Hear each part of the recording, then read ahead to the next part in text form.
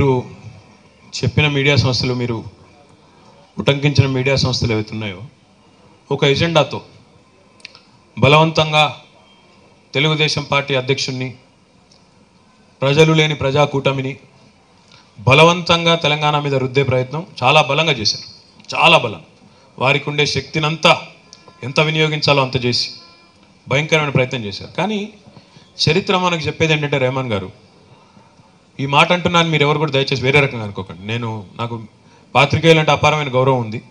కానీ మేము ప్రభుత్వాలు కూల్చగలం లేదా ప్రభుత్వాలు తేగలం, మేము నాయకులను తయారు చేయగలం లేదా ధ్వంసం చేయగలం అనుకునే కొన్ని మీడియా సంస్థలు ఏవైతున్నాయో వారికి తెలంగాణ ప్రజలు ఒకసారి కాదు పలుమార్లు బుద్ధి చెప్పారు.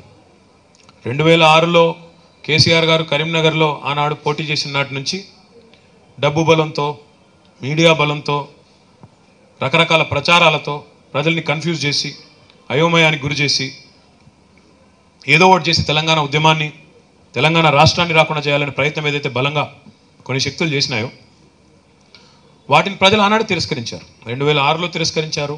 తదనంతరం జరిగిన చాలా పరిణామాలు తిరస్కరించారు. మొన్న కూడా మీరు చూస్తే అసలు మాకు అసాధారణమైన, నిజంగా కూడా ఒక ఆశ్చర్యాన్ని కలిగించిన పరిస్థితి. మేము క్షేత్రస్థాయిలో తిరుగుతున్నాము, పరిస్థితులు ఒకలాగా ఉన్నాయి, ప్రజల స్పందన ఒకలాగా ఉంది. కానీ ఈరోజు ప్రచారం ఎట్లా జరిగిందంటే, ప్రజలు ఏదో మొత్తం ఆ కూటమిని గెలిపించేసినారని, అయిపోయిందని, టీఆర్ఎస్ పార్టీ దారుణంగా పరాభవం కాబోతుందని, మేము కూడా ఒక సందర్భంలో అయోమయానికి గురయ్యేంత స్థాయిలో ప్రచారం జరిగింది. పాపం కాంగ్రెస్ మిత్రులు ఇంకా చేరుకోలేకపోతున్నారు. వాళ్ళు ఏమైందంటే ప్రజలు నమ్మలేదు ఆ ప్రచారాన్ని, కానీ కాంగ్రెస్ వాళ్ళు బలంగా నమ్మినట్టున్నారు. నమ్మి ఇంకా కూడా పరాజయం నుంచి కోలుకోలేకపోతూ ఉన్నారు. ఇంకా ఎందుకు ఓడిపోయినామని ఇంకా అసలు సమీక్షించుకోకుండా, ఆత్మవిమర్శ చేసుకోకుండా, తాము చేసిన ప్రచారాన్ని తామే విశ్వసించి తమ బుట్టలో తామే పడి ఆ గందరగోళంలో వాళ్ళే లోనైపోయి, తాము క్రియేట్ చేసుకున్న ఒక మాయా ప్రపంచంలో వాళ్ళే పోయి గందరగోళంలో ఉన్నారు.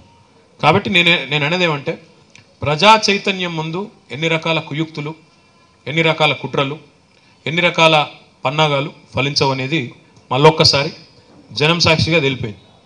కాబట్టి